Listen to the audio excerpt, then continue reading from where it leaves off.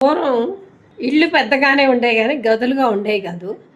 ఎక్కువగా నవారు మంచాలు, ఒక్కటి అర పందిరి మంచం ఉండేది. నవారు మంచాలు, నులక మంచాలు, అందరూ ఆల్మోస్ట్ ఆల్ ఒకే చోట కాపురాలు. ఇంత విశాలమైన గదులు ఎవరికి వాళ్ళకి వెసులుబాటు ఇంత అయితే ఉండేది కాదు.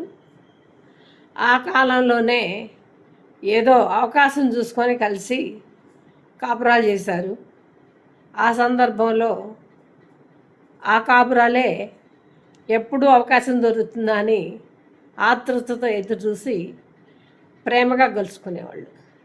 ఇప్పుడు 24 గంటలు ఎవరి గదులు వాళ్ళ విశాలమైన గదులు, పట్టు పరుపులు, ఏసీలు, ఫ్యాన్లు, సౌకర్యాలు ఎక్కువైనాయి. అసలు వ్యవహారం తగ్గింది. కొట్లాడుకోవడమే సరిపోతుంది.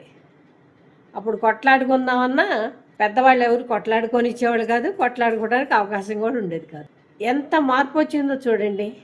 సరైన అవకాశాలు లేనప్పుడు, సరైన సౌకర్యాలు లేనప్పుడు చక్కగా ఉన్నవాళ్ళు సౌకర్యాలు ఎక్కువయ్యి ఇంత టైం వాళ్ళు స్పెండ్ చేయగలుగుతుంటే తగాదాలు ఎందుకు వస్తున్నాయి అంటే, దేనికి చూసినా కానీ వెనక అన్ని ఆర్థిక పరమైన అంశాలే కనిపిస్తున్నాయి.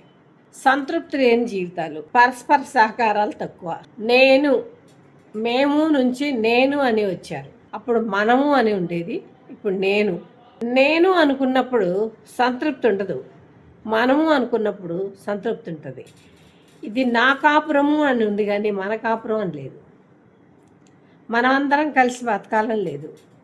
వీళ్ళమ్మ వాళ్ళు వస్తే వాళ్ళ కోపం, వాళ్ళమ్మ వాళ్ళు వస్తే వీళ్ళ కోపం. ఏది ఏమన్నా కానీ గుడిసుంది, మమ్మ మంచముంది, గుడిసే మనసై మనిసే లేక అమ్మో అంటున్నది. ఆ కాలమే బాగుంది. మళ్ళీ పూర్వపు రోజులకి వెళ్ళాలి, మంచిగా కాపురాలు చేయాలి. అలాంటి మెంటాలిటీని డెవలప్ చేసుకోండి. అప్పుడు ఎంతమంది మధ్యలో కాపురాలు చేసినా ఇన్ని గొడవలు అయితే లేవు. ఇప్పుడు ఎవరికి వాళ్ళే భార్యాభర్తలు ఉన్నప్పటికీ కూడా ఒకటే తన్నుకోవటం. ఆ వ్యత్యాసం ఎక్కడొచ్చిందంటే ఆర్థిక లావాదేవీలు.